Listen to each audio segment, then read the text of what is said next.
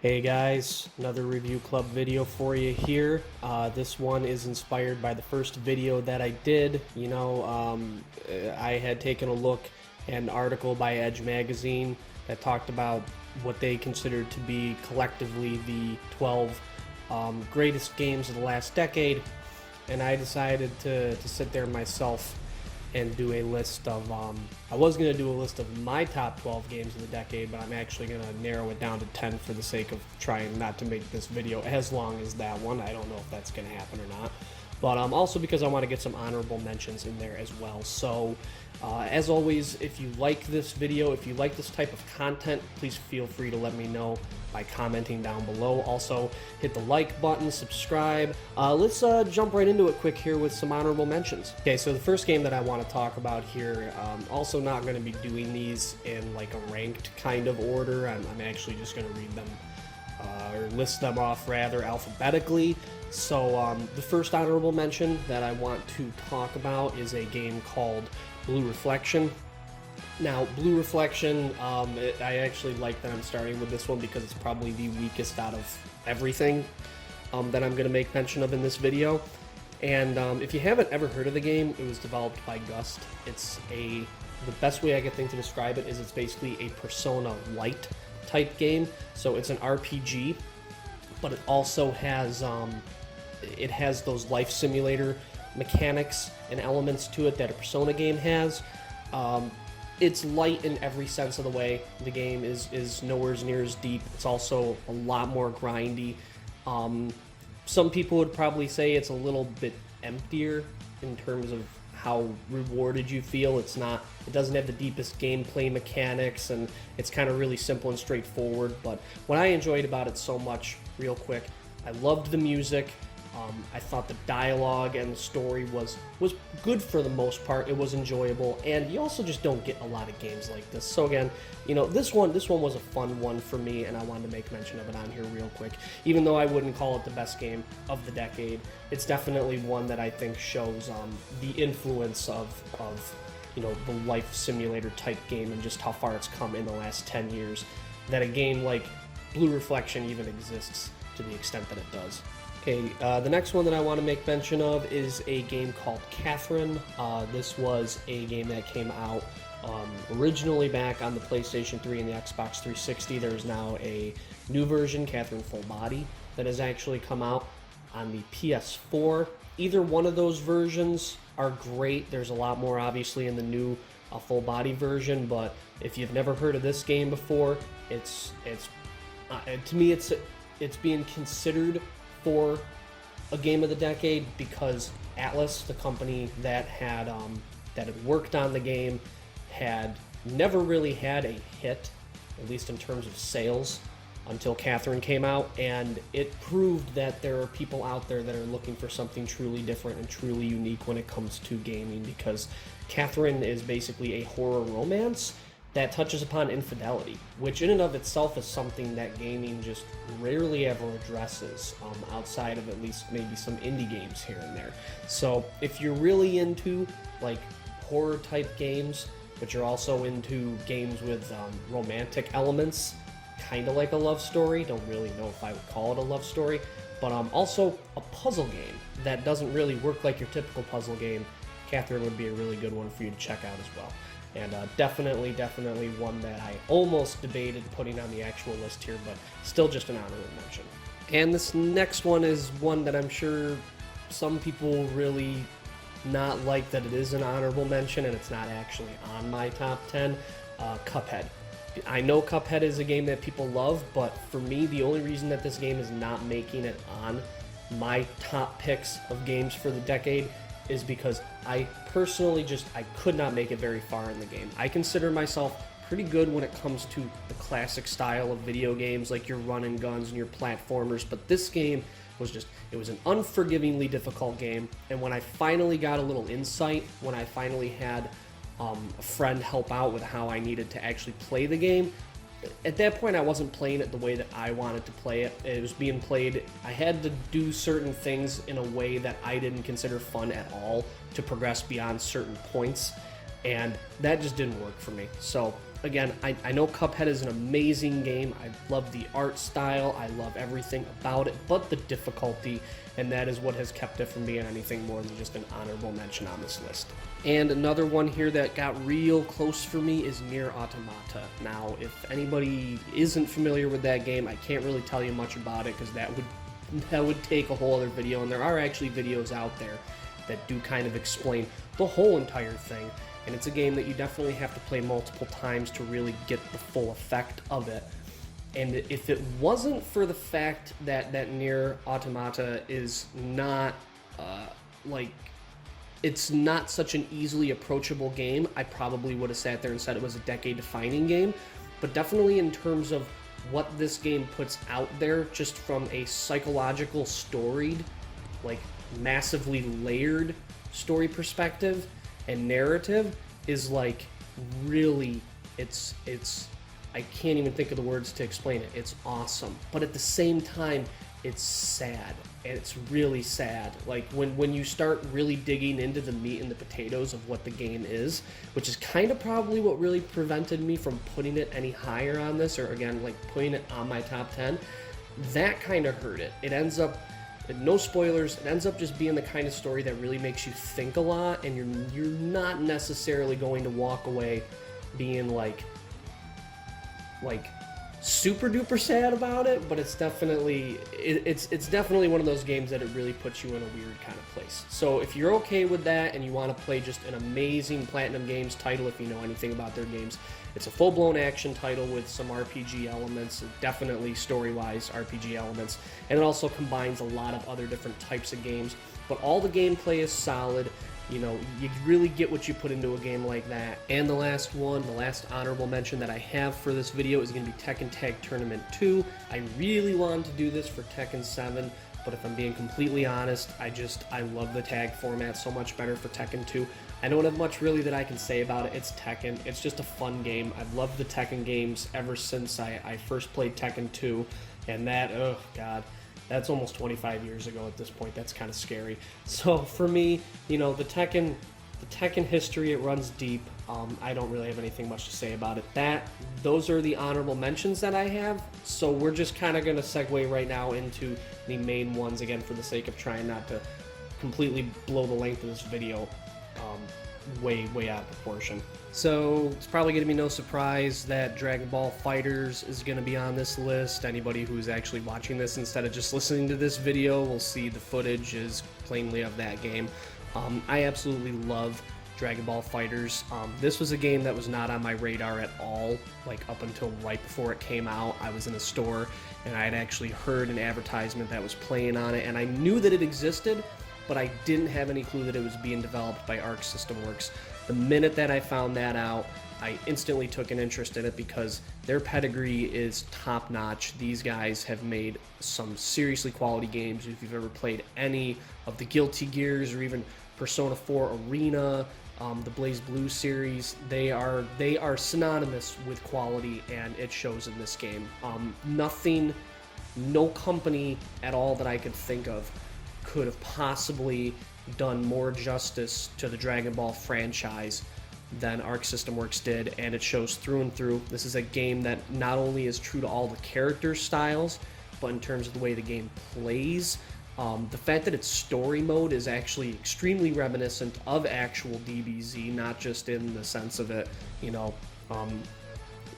emulating it very well, but the fact that it, like, lengthwise is way longer than most fighting game story modes is really, like, part and parcel to the whole Dragon Ball experience. And it does such a good, like, dumb but fun kind of, you know, good job of making all of it make sense somehow, because it is ridiculous, but it's ridiculous in a fun way, and out of any fighting game I could think of that I can just pick up and play and lose myself in because of the intensity of everything, from the presentation to the characters to the design choices, just everything. I can go on forever talking about this game. I'm going to stop now, though. DBZ, Dragon Ball FighterZ, is easily one of my top choices of best games of the decade. Yeah, if you haven't played it, just go play it. Okay, and one that was actually made mention of in the last video is also a pick of mine here, and that's Grand Theft Auto 5. I'm not really going to talk all that much about GTA 5 because it's been done to death, and we all know GTA 5 is amazing. I feel like I have to acknowledge it on here. I feel like, you know, that was the game that I wanted GTA 4 to be, so it's great. It's great to have a game like GTA 5, and it's amazing that I could still pop it in now and just run around that world, and also still care to, like, actually go through some of the missions. So that's probably all I really care to say about it, because again, that's like how it exists for me as a game right now, is that games that I can return back to like that, they're a rare breed, because in the last 10 years that has not become really a thing, I find, in these types of games, like with your MMOs and your online centric games and even like your fighters. Those games you're always going to find a way to go back to. But with games like GTA 5, when you could have an interest in getting back into the story parts of it and like the main campaign, that's a testament to how awesome a game is and how great of a job Rockstar did all around. So totally GTA 5 had no chance of not making it on this list for me. Okay, the next game on here is one that, again, I'm still kind of really blown away by the fact that this was not on Edge Magazine's top games of the decade, and that's The Last of Us. I actually had mentioned it in that video. Actually, probably all of these, or if not most of them, I probably made mention of that they should have been on it. But really, The Last of Us was like huge when it came out, and it's still a big deal now. Everybody, you know, as of the time of this video at least, is waiting for the second game to come out, and expectations are super high. People have waited almost a whole, if not a whole console cycle at this point to like play the sequel to that game. It's basically the game that I think took what was at that point in time a really stale concept of like your post-apocalyptic zombie Walking Dead type thing just in media period, and just created this extremely captivating experience with some really talented developers behind it all. And if you don't acknowledge The Last of Us as like the pinnacle of its style of game and what it accomplished in that respect alone, then you probably haven't played the game, because I don't know anybody. I know there isn't a person I know that hasn't appreciated it. So to me, even if it wasn't a game that I enjoyed, and I made it pretty far, I made it about 75% through the game, before I had actually, unfortunately, just kind of lost the interest in it due to some other games I believe I was playing at the time. I did try and actually revisit it when it came out for the PlayStation 4, so I did make it about a quarter of the way through that time. So even with not beating the game, I can sit here and I can say with 100% confidence that it deserves to be on, you know, on just about every top 10 list, just my opinion at least, but it's definitely on mine here. It is definitely one of the best games of the decade. Now I'm going to say what is probably going to be one of my more controversial picks, because it has its lovers and it has its detractors, and that is Mortal Kombat 11. Look, the Mortal Kombat reboots to me have been amazing. I grew up with the original games. I grew up being a fan of the movies. Like, if it was related to Mortal Kombat, I took an interest in it. But I dropped off big time with the PlayStation 2 games. I dropped off with Deadly Alliance, with Deception, and with Armageddon. I still played all of them, but I did not take this series anywhere near as seriously, and I was very critical of them back then. So with the reboots, with 9, with X, and now with 11, it's everything I wanted to see. I especially love the fact that, you know, there are nods to the movie, especially in like the crypt, that actually exist in this game now, that they've canonized like something that I never thought that they would, that is such a guilty pleasure of an awesome movie for me that I still watch till this day, that it's like it would be wrong of me to not pick one of these games. And even though there's a lot of stuff that I don't agree with that's been done in Mortal Kombat 11, like, the fact that everything that they did right, they did so right, that this game is still being played in spite of all the things that they did wrong is a testament to its quality. And I think that until the next game comes out, this one is going to stand as the pinnacle of game design when it comes to Mortal Kombat and that format of fighters. And it's got content, it's got quality. Yes, it has those things about it that just we all know aren't great, but it's nowhere near as bad as plenty of other games out there, and I highly encourage anybody, if you haven't taken the dive into a Mortal Kombat game yet, start off maybe with the 9th. You can play the 10th if you want, but definitely make sure you hit the 11th, because it is a quality game through and through, and definitely a top pick of mine. Alright, so now I got a game that totally took me by surprise, but at the same time didn't take me by surprise at all, and that was Persona 5. And I guess to make sense of that statement, I was caught off guard by how much I fell in love with all the advancements in the game. Like, I knew that I was going to enjoy the Persona-esque kind of elements to it because I was familiar enough with it from Persona 4, but I wasn't expecting such a fully fleshed out, fully developed, amazing gameplay experience. I would actually easily put Persona 5 up there, not only with one of the best games of the decade, probably the best game of 2017 when it came out, and it's actually probably in my top 10 of greatest games of all time. This game, I absolutely loved this game. And I actually still have one chapter left to go on it. I made it so far into the game. I do not play long games. This is a game where I'm hitting about 90-something hours worth of gameplay right now. I really took my time with it, and I really wanted to enjoy it as much as possible.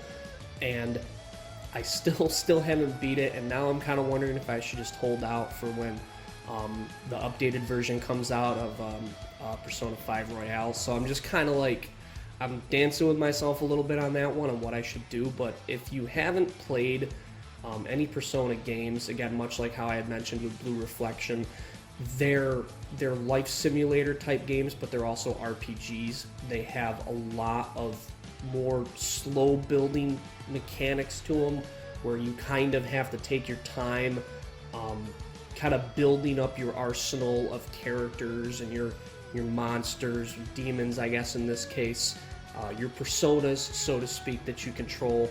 And it just borrows from a lot of other types of video games and combines it into this amazing gameplay experience. I'm not doing any kind of justice right now to it, but if you have any interest in any of those things that I just said, yet alone a game that you are probably going to hit over 100 hours worth of gameplay in, Persona 5 is easily the best way you can do that. Again, I was blown away by it. I kind of knew I was going to be, but I was kind of still surprised at how much I was. I still gush all over this game. I absolutely love it. And it is by far probably the easiest pick on here for a game of the decade for me. Okay, we're about halfway through this list now, and I'm going to kick the second half off with Portal 2. Portal 2 is, alright, it's another one of those ones that I can't believe wasn't mentioned because it's Portal 2. It's one of those games that has so much personality for a game that really shouldn't have any personality. Like, I think it took everything that everybody kind of loved about Valve, and it put a little bit more of like a happy kind of spin on it, if I could say that. Like, it was the atmospheric storytelling and like that Valve kind of aesthetic that everybody loved, but it was just in such a more approachable and developed direction in terms of its humor and its more satirical elements. And it's a fun game. It's a game that makes you feel really smart when it's probably like it's nowhere near as difficult. It was actually a game that I did beat. There's at least one on here I could say that I beat, and it was a ton of fun when I played it. If you haven't heard anything about this game before, it's kind of tough to explain. It's a first-person game, but it's not a first-person shooter. But it kind of is, except for you're not shooting anything. You're shooting portals onto floors, ceilings, walls, objects, and you're manipulating your environment that way. I don't know of anybody that would even touch this video that isn't aware of what Portal 2 is. That's all I'm going to say about it. It's an amazing game. Definitely makes it on this list. My next pick here is definitely the most obscure game on the list. It is River City Girls. River City Girls is kind of one of those games that I believe is really going to make people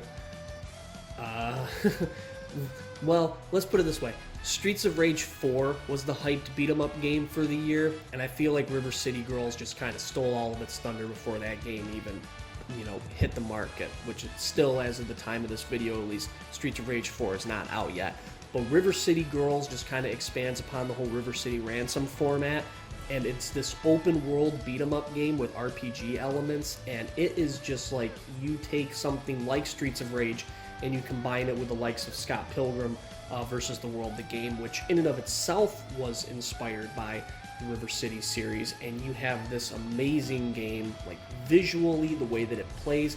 I couldn't believe how much fun I had with this game. I actually beat this game, I don't even know how many times I beat this game. I beat it like 4 or 5 times at this point, because there's so many more things that you can do with the game when you have those repeat playthroughs. There's things you unlock, which I'm not going to spoil here, but there are reasons to go back and play this game multiple times, and it's not going to take you a ton of time to do it. I would say with those 4 or 5 playthroughs, I've maybe only spent 25-30 hours on the game total, if even. It just is so much fun, and it gets more fun as you play, and that's what every game is supposed to be. And for something like a beat 'em up that you'd think is a genre of games that it doesn't have much room for evolution, it just reminds you that every genre of game can always progress. It can always move forward. It can always find its next step forward to becoming something even better than what it already was, because beat 'em ups never needed to be complicated games. River City Girls makes you say, well, why not? This series did it. This is exactly what you want out of a beat 'em up. You want, this open world. You want these RPG elements. It feels so much more fleshed out. Again, I don't know how many people actually played the game. I just know that it's amazing, and it's definitely deserving of recognition on this list I'm coming up with here, which again I wish is probably not getting recognition many places at all, but it's definitely, I think, going to be reflected upon more positively as a landmark game of the last 10 years.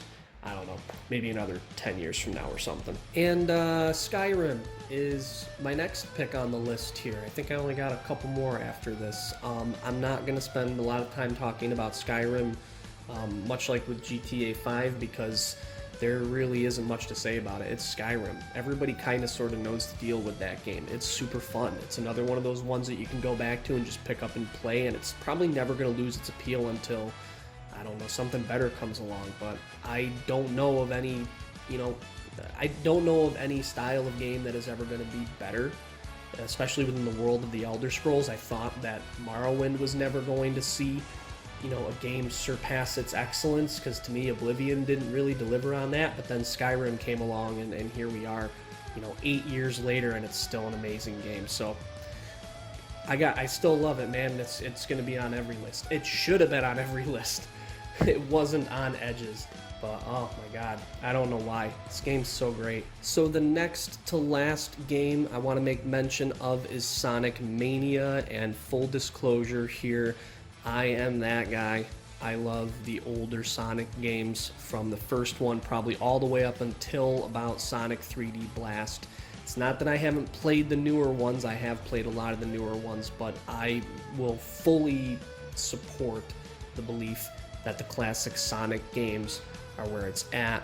And I never thought 20-something years later that we would not only get a game like Sonic Mania, but that I'd be sitting here talking about how I fully believe it to be a better game than those other ones.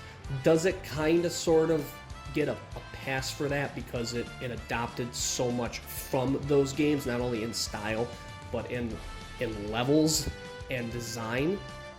Fine. It gets a little bit of a pass because of that, but it's the fact that they took every single thing that was great about the original Sonic games and just completely took all those things and was like, this could be the last time we ever get to do this, so let's just do it, and let's do it right. And then they went and they made Sonic Mania Plus, where they seemed to like work out all semblance of like outside interference with this game, other than the fact that they used returning levels, because getting characters that were such deep cuts like Ray and Mighty, instead of finding a way to work in like Amy or, God forbid, other characters that people don't want to see, was an accomplishment in and of itself. And it just goes to show that like this was one of those games that was just done the most right way that you can do it. Everything was right about it. The price point was right about it. The fact that they did eventually release a physical copy of it. The understanding behind a game like this and what it would take to get it put out there and get it put out there right, to me, needs to land it a spot on a list of best games of the decade, because people need to see the examples set by games like Sonic Mania and how it's not about graphics, it's not about, you know, an abundance of downloadable content, it's not microtransactions, it's not free to play, it's not any of that stuff. It's just timeless, ageless, good gameplay. It is. Oh, I wish I could end this list on this game, but we do have one more to go still. And the last game that I'm going to talk about on here is Until Dawn. Until Dawn is another one that I'm sure a lot of people are very familiar with. It's a like Heavy Rain interactive drama themed survival horror game, if I can dare call it that. To me, it was an early PS4 title that really kind of showed everything the PS4 was capable of. I know that Supermassive Games have gone on to do other things since. There was Man of Medan, but Until Dawn to me is still like the pinnacle of this storytelling style of gameplay. Even over games like Heavy Rain and Detroit Become Human, I feel like they nailed so many things right, and to me, where we are at this point with things, Until Dawn will probably be looked at, you know, decades from now as that game that kind of set the blueprint for what digital interactive entertainment storytelling through video games will eventually become. Like, it will not be such a niche genre anymore. It will be a full-blown genre that will have a lot of games released every year. And I look forward to that, and I hope that the game has that type of influence in the years to come. And if you haven't played it yet, definitely go and look it up. I don't even think it's that hard to find, and I don't even think it costs all that much. But anyway, guys, that's pretty much what I have for you. Thank you for taking the time to watch this or listen to it. Whatever you did to find a way to enjoy it, just thank you. Again, you know, like, subscribe, leave any comments below, even any suggestions for future videos, anything you guys want to see. You know, I'm doing this in hopes to entertain. That's really the most that I get out of it, other than just enjoying making and providing the content again. So thank you for all your time, and we're heading into 2020, guys. See you then.